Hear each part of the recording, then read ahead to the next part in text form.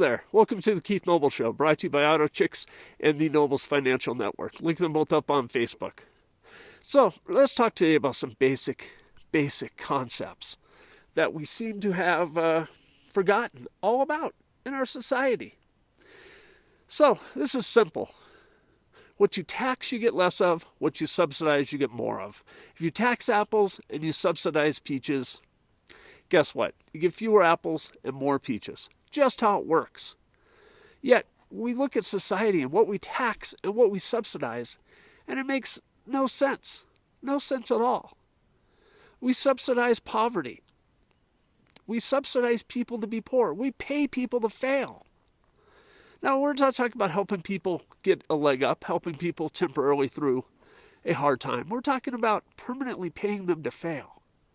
Walter Williams, who passed away recently, and I mentioned it last week. But one of the most significant contributions Walter Williams made was that study he did between 1920 and 1990, I believe, about Black America, about basic metrics: home ownership, business ownership, employment, incarceration rates, marriage rates, illegitimacy rates, and how it was better in 1920 at the height of Jim Crow than it was 70 years later. Now, is that a defense of Jim Crow? No, absolutely not. In any way is that a defense of Jim Crow. Jim Crow was a horrible, unfair system that treated people unequally. No, what's to say is what we've done since Jim Crow ended is worse than Jim Crow. How's that possible? But here we are. So, again, it goes back to these basic things. You tax people if they're productive. You tax people if they form a business. You tax people if they are doing good things. You tax people if they employ others. You tax people if they create wealth. Now, wealth is the only solution to poverty. We should be rewarding creating wealth, not taxing creating wealth. At the same time, we subsidize poverty, and we do it out of the name of compassion. And there is compassion if somebody is in dire straits. Yes. But there's no point to subsidizing it as a lifestyle. That's cruel to everyone involved. Yet here we are. We do this. We could have such a wonderful country. We could have such a productive country. We could have so much wealth we're creating. But there's people who genuinely believe creating wealth is evil. Who got in their heads to tell them that? Why they would tell them that, I don't know. But they have. There's people who argue against freedom. There's people who argue against liberty. There's people who argue against running their own life. This is absolutely insane. It's absolutely crazy. Yet, we see it every day. We hear it every day.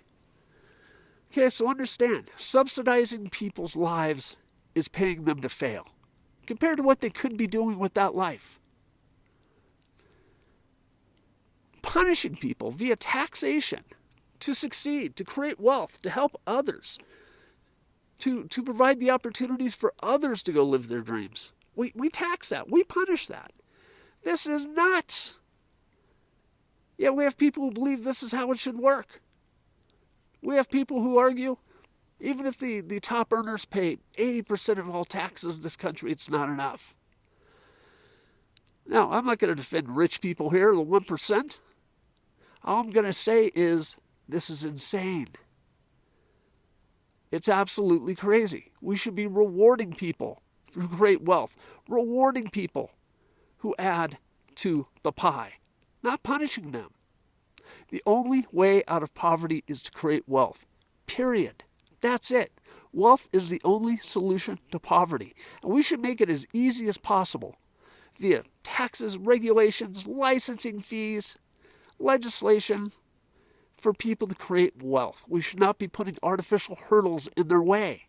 We should not be punishing them for doing so. It should be easier to start a business than it is to apply for welfare. That's just how it should be. It should be so easy.